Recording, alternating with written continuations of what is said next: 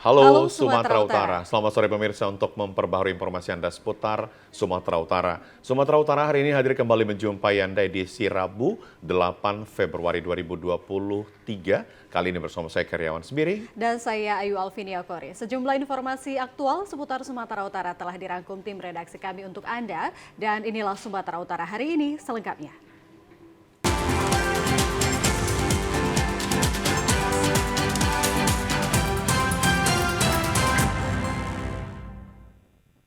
Menpora Jainul Amali menyatakan dukungan pers sangat diharapkan dalam mensukseskan Pekan Olahraga Nasional PON 2024 Sumut Aceh karena sukses penyelenggaraan PON bukan saja sukses tuan rumah, namun akan tetapi sukses seluruh rakyat Indonesia.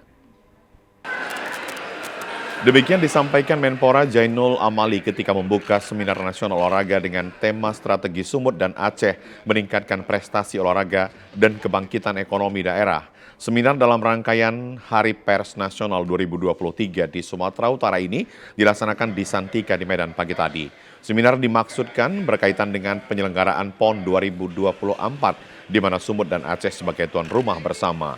Jainul Amali mengungkapkan kalaupun penyelenggaraan PON 2024 menjadi tanggung jawab pemerintah Sumatera Utara dan Aceh, tetapi kegiatan PON merupakan hajatan seluruh rakyat Indonesia. Jadi siapapun kita semua harus memberikan dukungan agar PON ini sukses. Oleh karenanya, Jainul Amali mempersilahkan peserta grup discussion dari SIWO PWI seluruh Indonesia, para mahasiswa, Ikatan Sarjana Olahraga, Ikatan Guru Olahraga menyampaikan pikirannya dalam diskusi ini dan mudah-mudahan kontribusi positifnya akan menjadikan bahan pemerintah Sumatera Utara dan Aceh selaku tuan rumah mensukseskan PON 2024.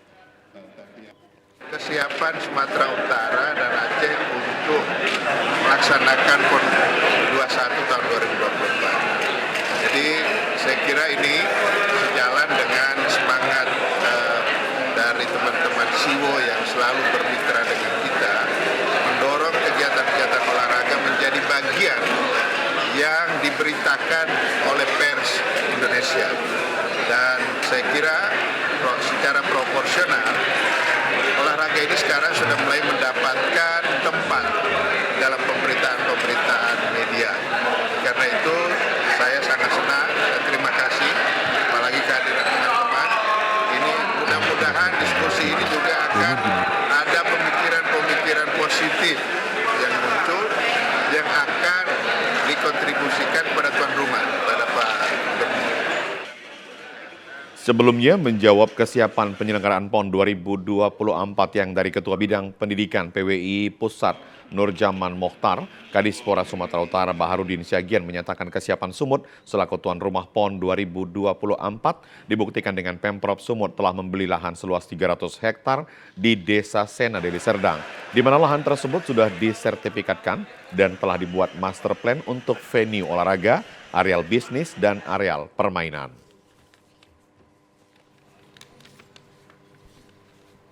Sementara itu Gubernur Sumut Edi Rahmayadi memastikan saat ini panitia PB POM terus melakukan percepatan tuan rumah termasuk percepatan pembangunan venue cabur yang akan dijadikan arena pertandingan bisa rampung pada Juni 2024.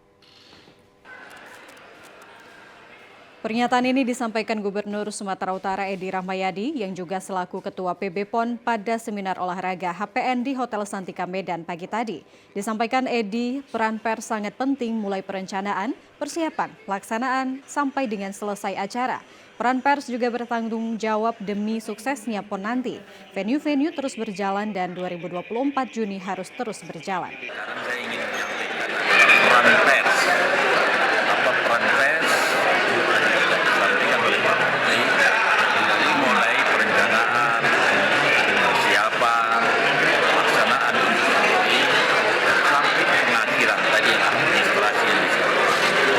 Ini peran pers harus kita bertanggung jawab untuk mensukseskan PON ini. Bagaimana venue-venue yang belum selesai bagaimana Pak? Venue berjalan. Targetnya kapan sih ya?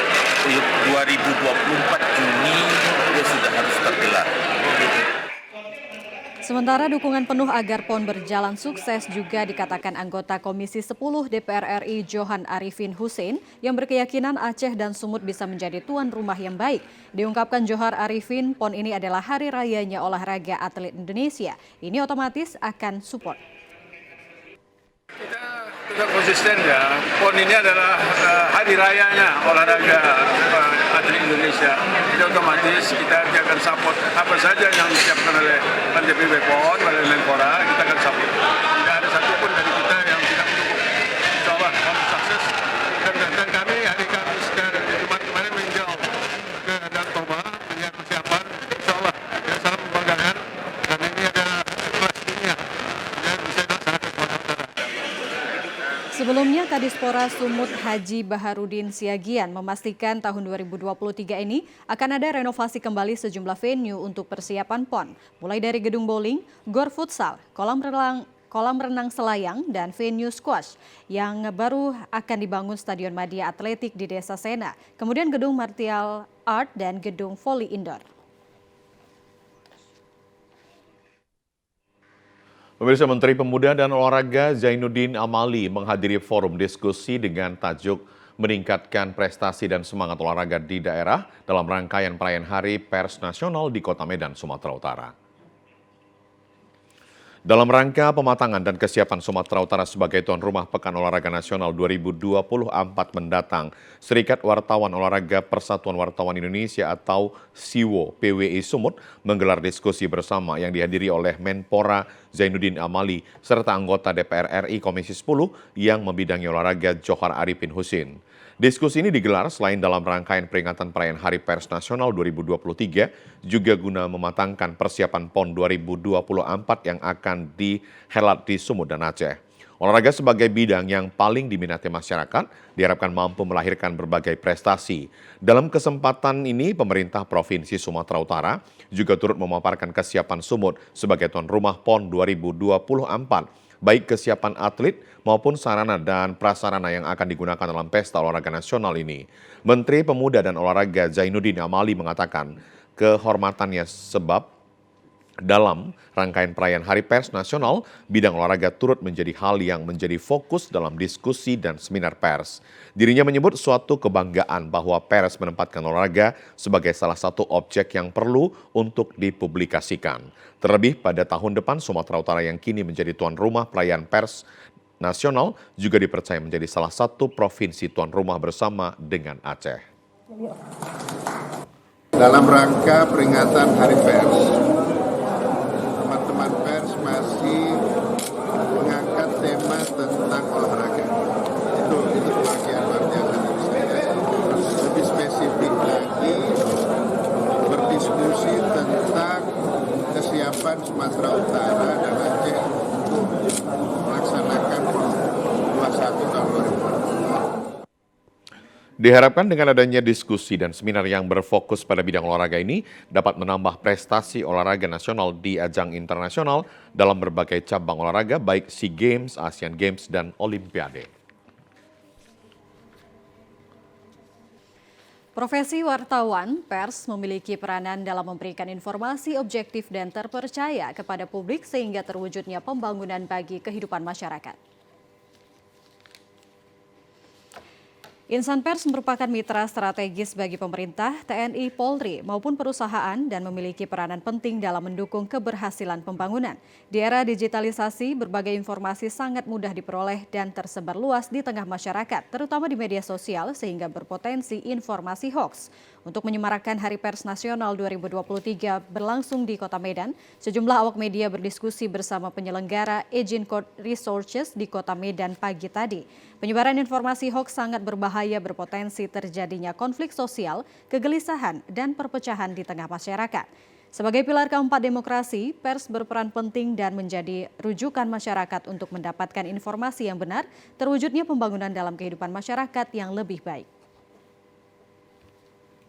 Dari teman-teman media yang terutama yang di Sumatera Utara, karena kinerja kita cukup baik juga dengan mereka ya.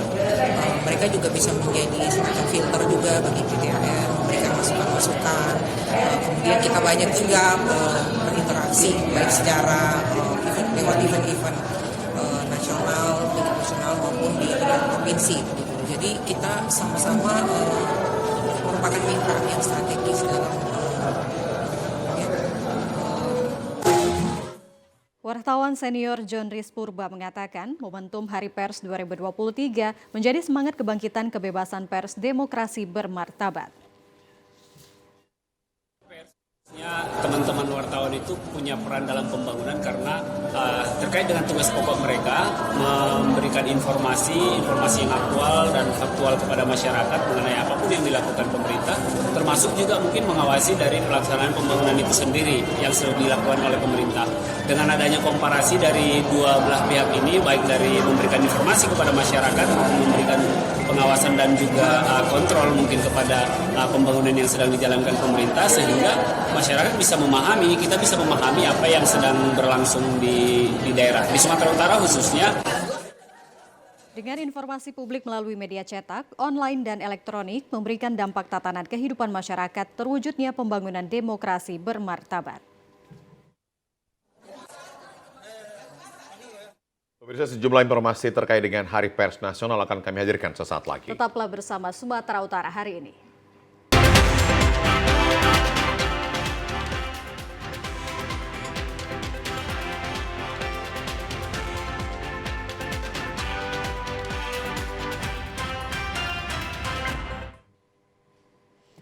Konvensi Nasional Media Massa HPN 2023 mengangkat tema peluang pers di tahun yang menantang.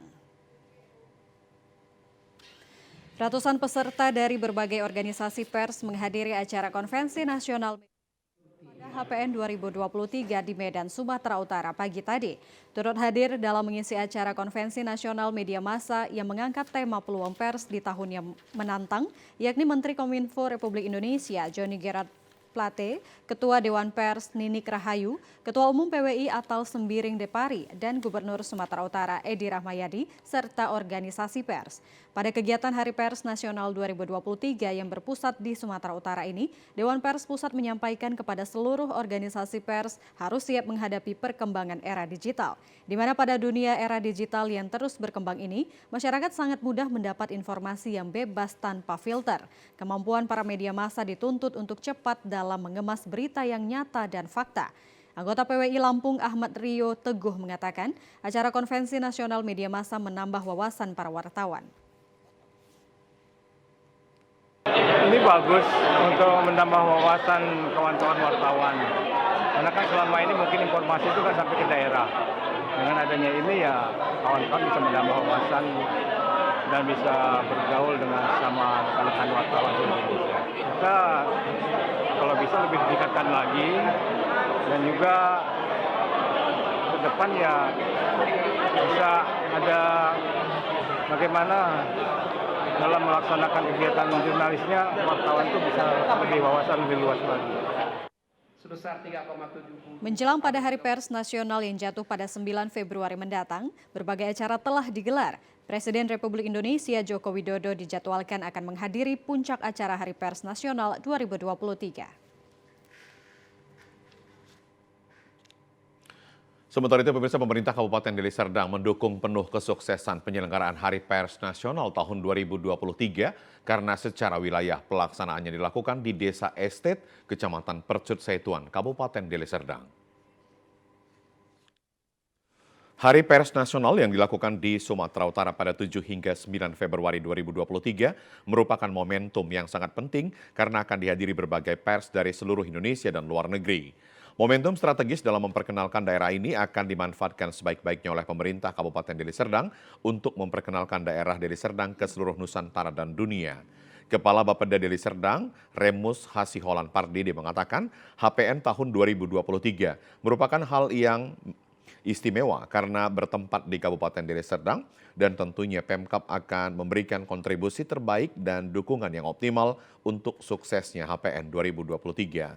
Sebagai bentuk dukungan dan apresiasi atas penyelenggaraan HPN Sumut Deli Serdang menyiapkan berbagai produk unggulan daerah Deli Serdang yang akan dipamerkan. Deli Serdang tentu kami ingin memberikan kontribusi terbaik sebagai masyarakat Deli Serdang, bagaimana memberikan dukungan seoptimal mungkin terhadap pelaksanaan Hari Pers Nasional.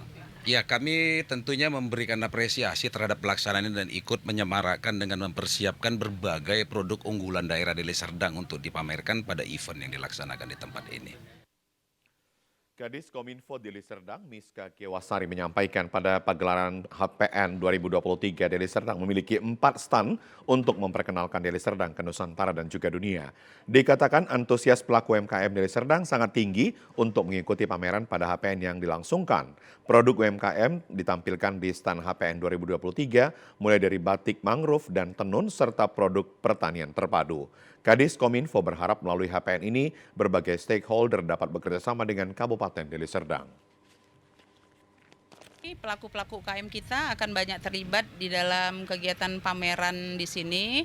Kemudian program-program unggulan hasil-hasil yang selama ini sudah menjadi khas Kabupaten Deli Serdang. Kami tampilkan batik mangrove dan berbagai pengrajin batik lainnya. Kemudian juga ada tenun yang kami tampilkan. Selain itu produk pertanian kami termasuk saat ini Deli Serdang punya program kawasan pertanian terpadu di 1.500 hektar di Kecamatan STM Hulu, itu juga akan mengisi stand pameran kita. Ini menjadi salah satu media yang kami gunakan sebagai promosi Kabupaten Deli Serdang. Hari Pers Nasional 2023 ini hendaknya dapat memperkenalkan produk unggulan Kabupaten Deli Serdang semakin meluas karena terdapat pers dari berbagai daerah. Perayaan Hari Pers Nasional 2023, Pewarta Foto Indonesia PFI Medan menggelar workshop jurnalistik foto. Bertempat di salah satu kafe di Kota Medan, Pewarta Foto Indonesia Medan menggelar diskusi jurnalistik foto pada Selasa sore yang dihadiri beberapa wartawan dan mahasiswa serta menghadirkan narasumber atau pembicara fotografer senior Oscar Matullah. Dalam diskusi ini, Oscar mengatakan pentingnya peran pegiat foto dalam hal ini jurnalis foto untuk tetap melek teknologi terlebih dalam era digitalisasi sekarang. Selain itu, para jurnalis foto diminta untuk tetap memberikan edukasi berita kepada masyarakat dalam bentuk karya foto. Salah satu anggota PFI, Irsan Mulyadi, mengatakan diskusi ini sangat penting untuk kalangan jurnalis foto terlebih terhadap mahasiswa yang menggeluti dunia jurnalistik. Irsan menyebut untuk para wartawan yang baru terjun dalam dunia jurnalistik foto agar tetap melek teknologi namun tidak menyampingkan etika jurnalistik. Dirinya pun berharap kegiatan seperti ini rutin diselenggarakan agar ilmu-ilmu baru yang disampaikan bisa digunakan di lapangan. Pewarta foto atau jurnalis foto sudah saatnya melek teknologi. Nah, selain melek teknologi, kita juga melihat bahwa sejarah-sejarah tentang fotografi dari masa ke masa itu juga perlu diberitahu kepada teman-teman yang akan melanjutkan tongkat estafet pewarta foto ini, kira-kira seperti itu. Nah, kita menghadirkan Bang Oscar Matullah, selain memang Bang Oscar Matullah kita anggap sebagai orang yang sangat paham tentang fotografi jurnalistik di Indonesia, Bang Oscar Matullah juga hadir di Medan, Sumatera Utara dalam rangka Hari Pers. Pemirsa, pendaftaran dan penjurian Anugerah Jurnalistik Adi Negoro 2022 berakhir pada 30 November 2022 dan final berlangsung selama bulan Desember 2022 secara hybrid atau daring dan luring dari Sekretariat Persatuan Wartawan Indonesia PWI Pusat di Jakarta. Tahun ini kategori yang diperlombakan ditambah liputan, yaitu liputan berkedalaman untuk media cetak, liputan berkedalaman untuk media cyber, liputan berkedalaman untuk media televisi, liputan berkedalaman untuk media radio, foto berita untuk media cetak dan media cyber, serta karikatur opini untuk media cetak dan media cyber. Adapun komposisi jumlah pendaftar Anugerah Jurnalistik Adi Negoro 2022 dengan rincian 34% adalah karya media cyber, 5% 5% radio, 17% media cetak, 13% media televisi, 14% karikatur opini, 8% foto jurnalistik, dan 9% karya jurnalistik video. Karya-karya yang masuk tersebut telah melewati proses seleksi berdasarkan kelengkapan administrasi, lalu masuk ke tahap penjurian oleh Dewan Juri dari tokoh pers, pengamat dan akademisi yang menguasai bidang jurnalistik sesuai kriteria penilaian dan bekerja secara profesional. Ketua Panitia Tetap Anugerah Jurnalistik Adinegoro, Rita Sri Hastuti, melihat ada peningkatan jumlah karya jurnalistik yang diperlombakan tahun ini dibandingkan awal-awal pandemi COVID-19. Rita menambahkan para dewan juri masing-masing kategori telah melaksanakan tugas mereka dengan sangat baik. Karya-karya yang menang ini diseleksi melalui proses penilaian yang terbilang detail dengan perdebatan yang seru di antara masing-masing juri. Panitia menyediakan hadiah 30 juta rupiah untuk pemenang tiap kategori, trofi, serta piagam penghargaan dari PWI dan Panitia HPN 2023. Penghargaan Anugerah Jurnalistik Adinegoro 2022 akan diserahkan kepada para pemenang di depan Presiden Republik Indonesia Joko Widodo bertepatan acara puncak Hari Pers Nasional 9 Februari 2023 di Medan, Sumatera Utara. Pemirsa, informasi aktual lainnya dapat Anda saksikan sesaat lagi. Tetaplah bersama kami di Sumatera Utara hari ini.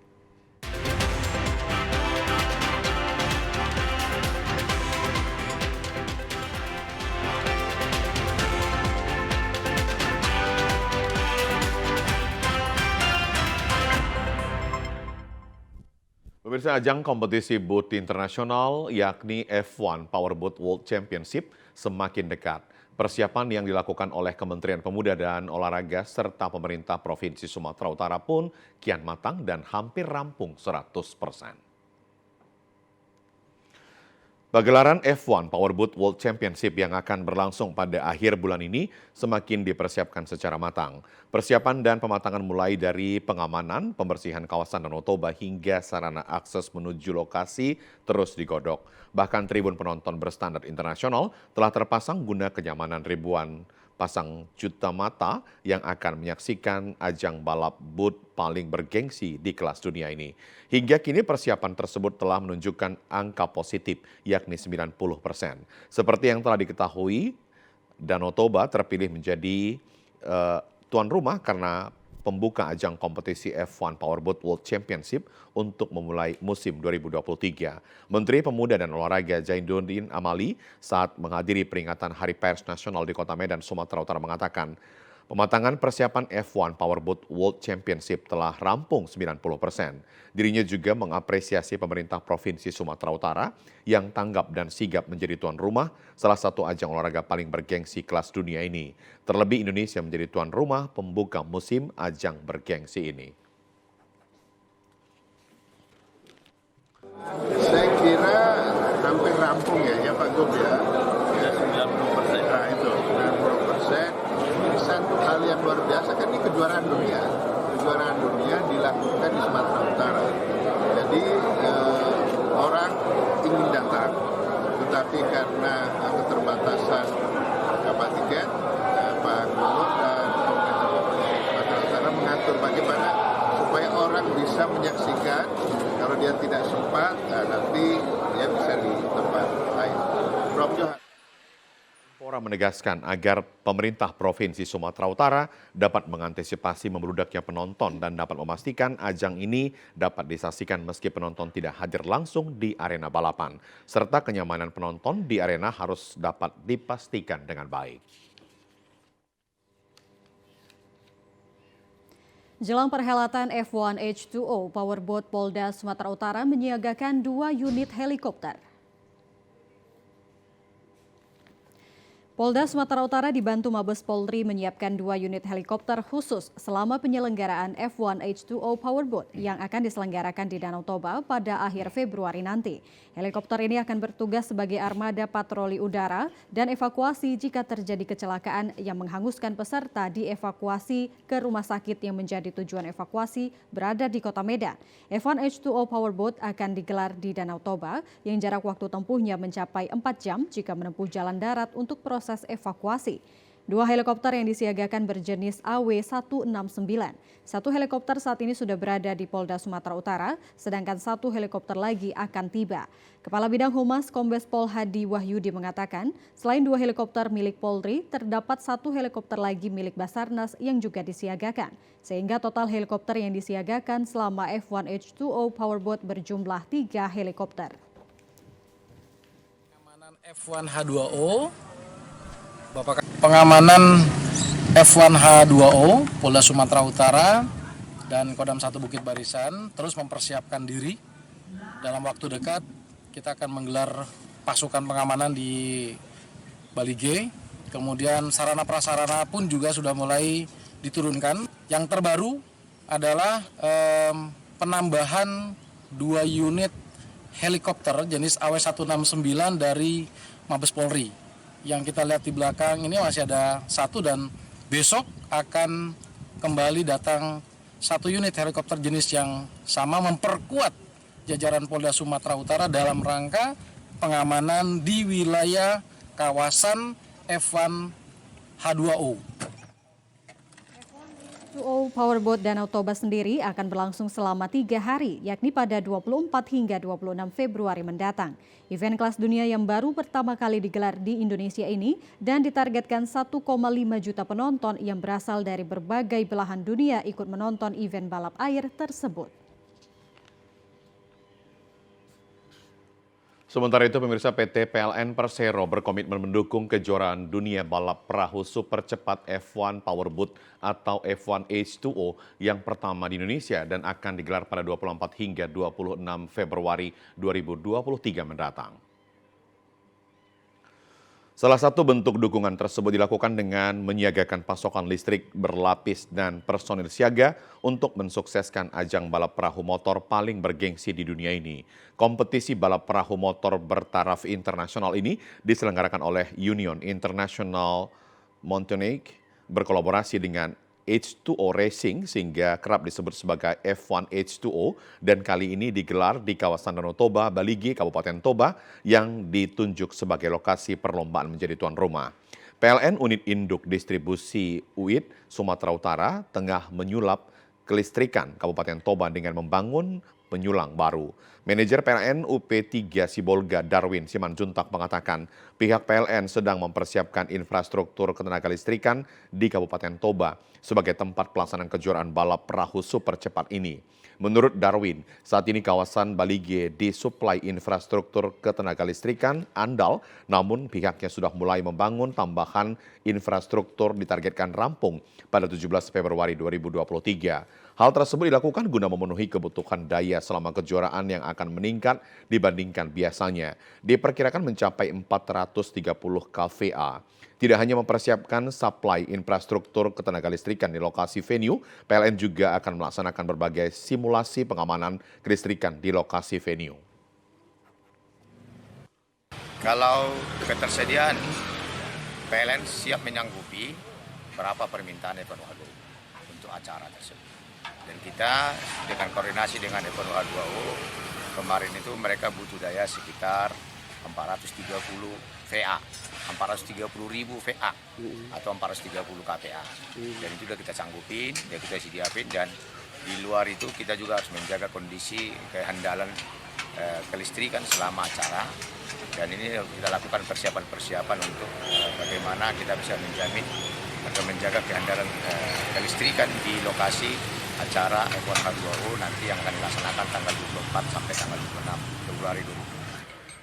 Unit Pelaksana Pelayanan Pelanggan Sibolga juga melakukan berbagai simulasi untuk memastikan sistem pengamanan ketenaga listrikan berjalan dengan baik dan melakukan gladi bersih paling lambat tanggal 20 Februari 2023.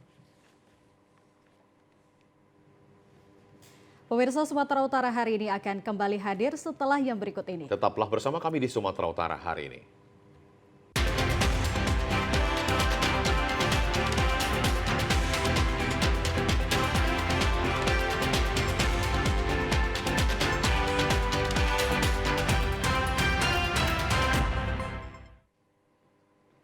Pemirsa, rabies atau penyakit anjing gila merupakan penyakit menular atau yang menyerang susunan saraf pusat pada manusia dan hewan berdarah panas yang disebabkan oleh virus rabies dan ditularkan melalui saliva seperti hewan anjing, kucing, dan kera yang kena rabies dengan gejala gigitan atau melalui luka terbuka. Pemerintah Kabupaten Toba melalui Dinas Pertanian dalam rangka pencegahan penyakit hewan menular strategis PHMS memberikan vaksinasi rabies gratis kepada hewan penular rabies HPR anjing di seputaran area venue F1 H2O di Balige. Kepala Bidang Peternakan dan Keswan Toba, Janriko Pasaribu mengatakan bahwa aksi pemberian vaksinasi rabies kepada hewan peliharaan warga masyarakat kali ini adalah sebagai bentuk mewujudkan rasa aman dan nyaman kepada pengunjung ataupun wisatawan yang datang dan juga sebagai wujud dukungan pemerintah Kabupaten Toba dalam rangka mensukseskan perhelatan Powerboat F1 H2O yang akan digelar pada 24 hingga 26 Februari 2023 mendatang. Janriko menjelaskan program aksi pencegahan penyakit hewan menular strategis digelar di 3 kecamatan, yaitu Balige, Laguboti, dan Tampahan, mulai dari tanggal 7 hingga 8 Februari 2023. Di mana Dinas Pertanian Kabupaten Toba membentuk 3 tim dalam 1 kecamatan dengan target sasaran vaksinasi rabies untuk daerah Balige 843 ekor, Laguboti 647 ekor, dan Tampahan 378 ekor hewan peliharaan warga.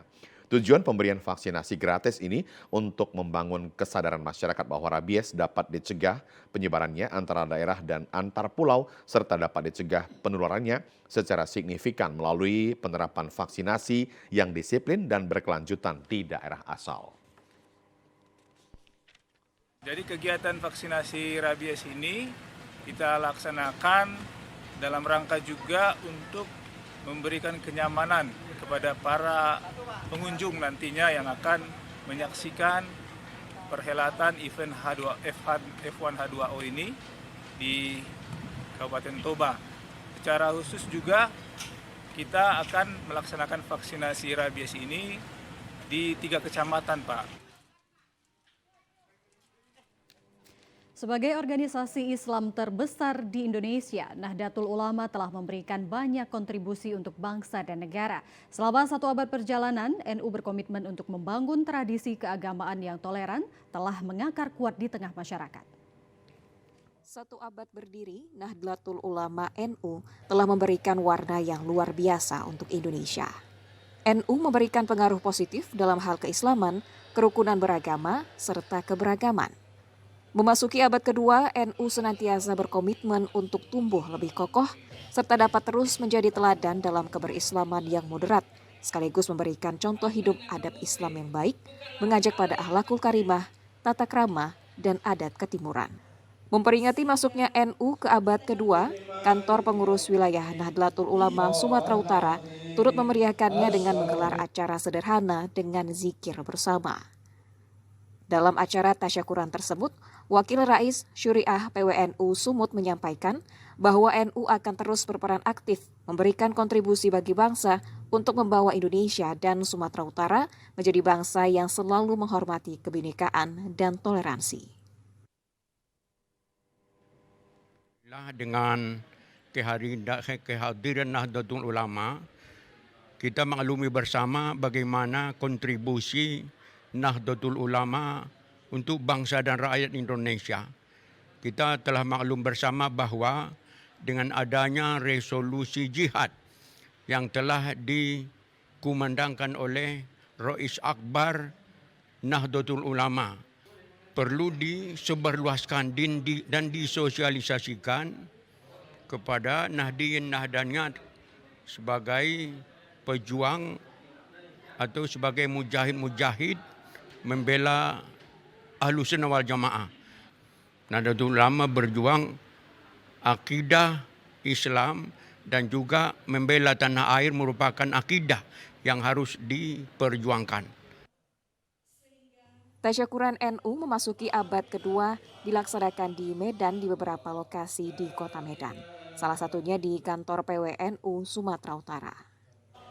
Ketua Panitia Harlah 1 Abad NU Sumut berharap Tasyakuran ini dapat senantiasa mendikdayakan NU menjemput abad kedua menuju kebangkitan baru yang tentunya tidak lepas dari peran Nahdliyin. Pengurus besar Nahdlatul Ulama ada beberapa hal yang menjadi pokok dari pergerakan Nahdlatul Ulama sebagai perkumpulan jamaiyah.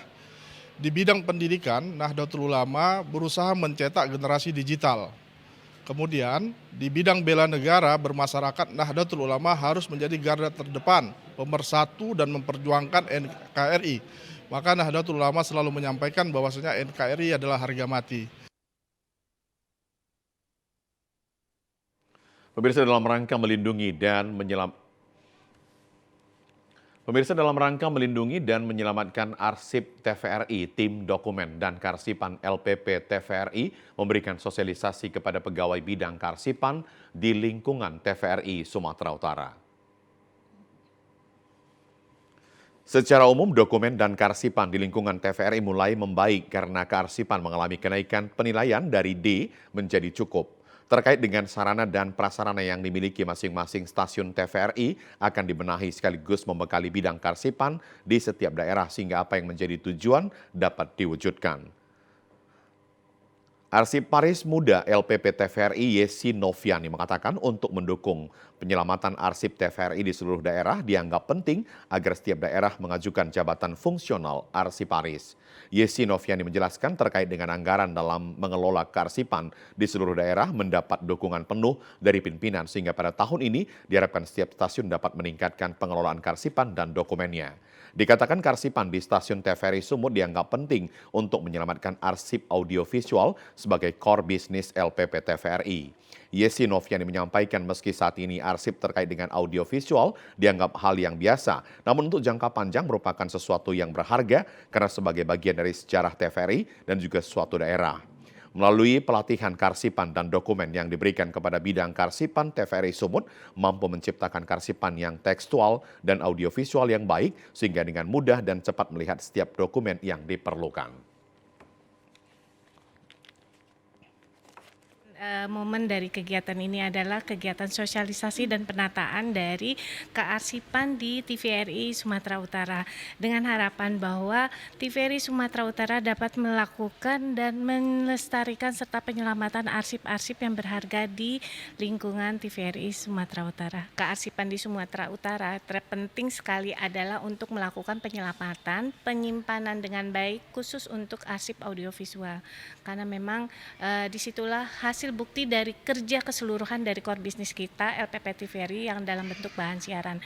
Mungkin saat ini dinilai rasanya belum penting, tapi nanti kemudian entah 20 tahun ke depan itu merupakan bahan dari bagian sejarah TVRI dan khususnya untuk bagian sejarah dari Republik Indonesia.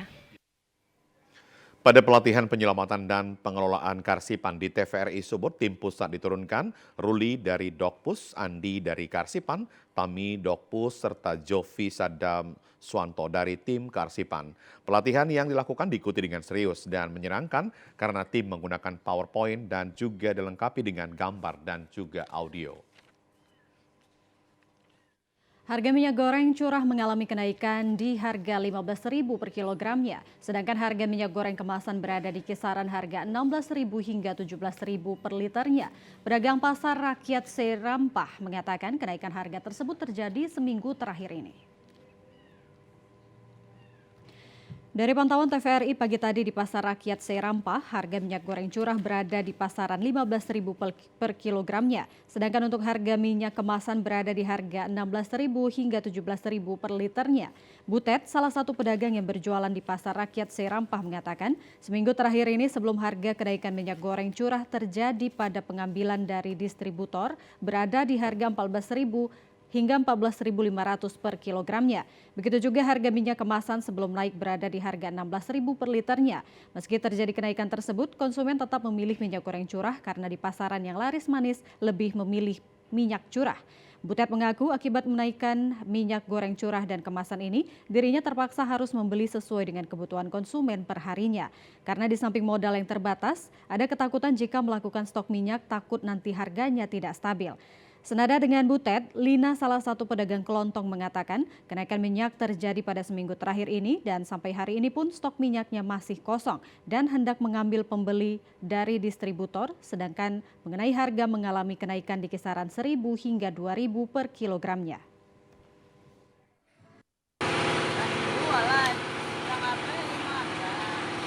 Kalau yang curah, kalau yang kemasan? Ada 15, ada 17 ya. Udah sejak kapan itu Bu harganya naik? Seminggu ini? Sementara itu pemirsa, harga beras terus naik secara signifikan pada sejumlah pasar tradisional di wilayah kota Gunung Sitoli dan Kepulauan Nias. Berbagai jenis beras yang mengalami kenaikan harga mulai dari beras premium dengan kualitas sedang hingga kualitas paling baik. Saat ini harga mencapai Rp13.000 lebih per kilo, sedangkan sebelumnya hanya Rp11.000 setiap 1 kilogramnya. Seperti harga 1 karung beras isi 30 kg, sebelumnya Rp335.000, kini mengalami kenaikan yang signifikan dengan Rp400.000 per karungnya. Para pedagang belum mengetahui pasti tentang penyebab kenaikan harga beras secara signifikan dalam kurun waktu 1 bulan terakhir ini. Seiring naiknya harga beras, kondisi pasar di daerah itu kini selalu sepi dari kunjungan konsumen, kemudian daya beli masyarakat pun menurun drastis. Mencegah beras tidak habis terjual pada pedagang, membatasi permintaan pasokan dari pihak agen atau distributor. Kondisi itu pun berdampak pada menurunnya omset para pedagang. Iya, memang sudah signifikan sekali, Bang. Biasanya beras yang selama ini yang harganya normal, sekarang udah naik kali, Bang. Dan diakibatkan karena kenaikan itulah pengunjung ataupun langganan kita pun udah pada sepi. Kenapa kan mereka kan pada ekonomi sekarang kan ada kekurangan ekonomi, itulah diakibatkan itu pembelian pun berkurang. Demikian juga beras kampung di Nias ikut mengalami kenaikan harga dari Rp18.000 per jumlah menjadi Rp20.000. Menelusuri penyebab naiknya harga beras saat ini sehingga menemukan suatu solusi agar pada gilirannya harga beras dapat normal kembali sehingga dijangkau oleh daya beli konsumen, selanjutnya berpengaruh baik terhadap omset para pedagang. Satuan Reserse Narkoba Polres Tapanuli Selatan berhasil menggagalkan peredaran narkoba jenis sabu-sabu di Kabupaten Padang Lawas Utara. Dari tangan tersangka, polisi mengamankan barang bukti narkoba jenis sabu-sabu seberat 180 gram yang disimpan dalam tas karung. Tersangka SS 49 tahun tidak berkutik setelah petugas Satuan Reserse Narkoba Polres Tapanuli Selatan berhasil menangkapnya di Desa Sipupus Lombang, Kecamatan Padang Bolak Julu, Kabupaten Padang Lawas Utara. Kronologis penangkapan ini berawal dari laporan masyarakat bahwa di Desa Sipupus, Jombang, marak dengan peredaran narkoba jenis sabu-sabu. Menanggapi laporan masyarakat, Satres Narkoba Polres Tapsel langsung menuju lokasi dan melakukan penangkapan terhadap tersangka yang merupakan seorang bandar dan mantan residivis. Saat dalam penangkapan, tersangka melakukan perlawanan dan membuang barang bukti tersebut di areal sawah milik warga. Tidak hanya sampai di situ, tersangka juga sempat terlibat aksi kejar-kejaran dengan petugas sejauh 35 meter dari lokasi. Dalam hal ini polisi berhasil menggagalkan peredaran narkoba di tengah masyarakat, khususnya bagi kalangan remaja. Dari tangan tersangka, polisi mengamankan barang bukti narkoba jenis sabu-sabu seberat 180 gram plastik klip sebanyak 2 bungkus serta uang sejumlah Rp1.110.000. 20 meter dari gubuk itu barang bukti yang didapat tersangka setelah dilakukan penimbangan 18,45 gram yang kita duga sabu. Si tersangka ini adalah bandar karena dia memiliki banyak barang dan rencananya akan dijual ke tempat yang lain. Akibat perbuatannya, tersangka dijerat dengan pasal 114 ayat 2 ayat 1 subsidiar 112 ayat 2 ayat 1 Undang-Undang Nomor 35 Tahun 2009 dengan ancaman hukuman maksimal hukuman mati atau seumur hidup atau kurungan 20 tahun penjara. Pemirsa, kondisi lingkungan kerja sangat mempengaruhi produktivitas dan kualitas kinerja semakin baik. Lingkungan tersebut akan semakin betah dan produktif untuk bekerja.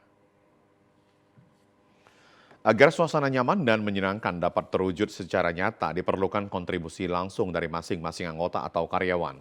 Untuk mewujudkan kinerja yang baik tersebut, 81 orang pegawai harian lepas PHL asal ex-Dinas Kebersihan dan Pertamanan maksud kami, DKP Pemko Medan yang bertugas di wilayah Medan Utara dibagi menjadi 3 bagian. Ke-81 orang PHL ex-DKP yang terdiri dari pria dan wanita ini bertugas di bagian penebangan dan bagian penghijauan, serta bagian lahan maupun bagian taman kota di wilayah Medan Utara serta administrasi. Ke-81 orang PHL ini nantinya akan ditempatkan di 4 kecamatan di wilayah Medan Utara, yaitu Kecamatan Medan Belawan, Kecamatan Medan Labuhan, Kecamatan Medan Deli, dan Kecamatan Medan Marelan. Setelah dilakukan penempatan tugas tersebut, para PHL ini untuk dapat melaksanakan tugas sehari-hari sesuai perintah atasan dari Dinas Sumber Daya Air, Bina Marga, dan Bina Konstruksi, sedangkan istilah PHL ex DKP tidak ada lagi. Kepala UPT OPJD Medan Utara Dinas Pekerjaan Umum Kota Medan, Amsyarudin Nur mengatakan pembagian-bagian tugas ini sesuai pengarahan Wali Kota Medan dengan harapan agar tercipta suasana kerja yang lebih baik lagi di wilayah Medan Utara sekaligus dapat menjalankan program Pemko Medan. 89 itu akan kita data dan akan kita bagi ke 4 kecamatan. Nah, disitulah nanti mereka akan bekerja sehari-harinya di tugas baru mereka di Dinas Sumber Daya Air, Bina Marga, dan Bina Konstruksi. Dan sudah saya tekankan juga bahwasanya istilah ex DKP sudah tidak ada lagi, yang ada adalah PHL SDA BU. Seorang pelajar putri menjadi korban perampasan handphone di Medan Deli, Kota Medan. Korban terseret motor pelaku saat mempertahankan handphonenya hingga puluhan meter jauhnya dan akhirnya tertangkap dan menjadi bulan-bulanan warga. 2 orang pemuda yakni Dian Alfi Syahri 19 tahun dan Muhammad Fatih Makarim 19 tahun ini menjadi bulan-bulanan warga di gang tengah mengarah ke Masjid Al-Jihad Kelurahan Mabar, Kecamatan Medan Deli, Kota Medan. Setelah merampas handphone dan mencoba kabur dari kejaran warga dan korbannya, kedua pelaku merampas handphone seorang pelajar putri berinisial SM 17 tahun yang dikenal melalui aplikasi Kencan Tantan dan berjumpa di Kelurahan Mabar, Medan Deli. Dengan modus akan mengisikan bensin, salah seorang pelaku mencoba meminjam handphone korban dan saat korban lengah, pelaku merampas handphonenya lalu kabur. Namun korban masih sempat mengejar sepeda motor pelaku dan memegang sambil bergantung di bagian belakang sepeda motor pelaku sehingga terseret hingga puluhan meter. Aksi tersebut terekam kamera CCTV di mana terlihat pelaku memakai seragam sekolah. Begitu juga dengan korban yang merupakan pelajar SMA juga. Warga yang melihat korban terseret lalu mengejar sepeda motor pelaku dan berhasil mencegat pelaku hingga menjadi bulan-bulanan masa. Kanit Reskrim Polsek Medan Labuhan Ibda Agus Purnomo mengatakan kedua pelaku sudah 4 kali beraksi dengan target korban para pelajar dan mahasiswi melalui aplikasi Kencan. Kini kedua pelaku telah ditahan di Polsek Medan Labuhan. Keduanya melanggar pasal 365 KUH Pidana dengan ancaman hukuman 9 tahun penjara. Untuk menjumpai korbannya, chattingan, setelah itu ketemu. Setelah ketemu mereka pinjam handphone lalu dilakukan. Yang kita terapkan kepada kedua pelaku adalah 365 dengan ancaman hukuman 9 tahun. Bukti ada 1 unit sepeda motor, 1 unit handphone berikut dengan pakaian yang digunakan. Dari korban diambil handphone si korban. Ya, BBC Informasi tadi mengakhiri Sumatera Utara hari ini. Mewakili seluruh kerabat kerja yang bertugas, saya Keriawan Sembiring. Dan saya Ayu Alviniokori. Terima kasih, selamat sore dan sampai jumpa.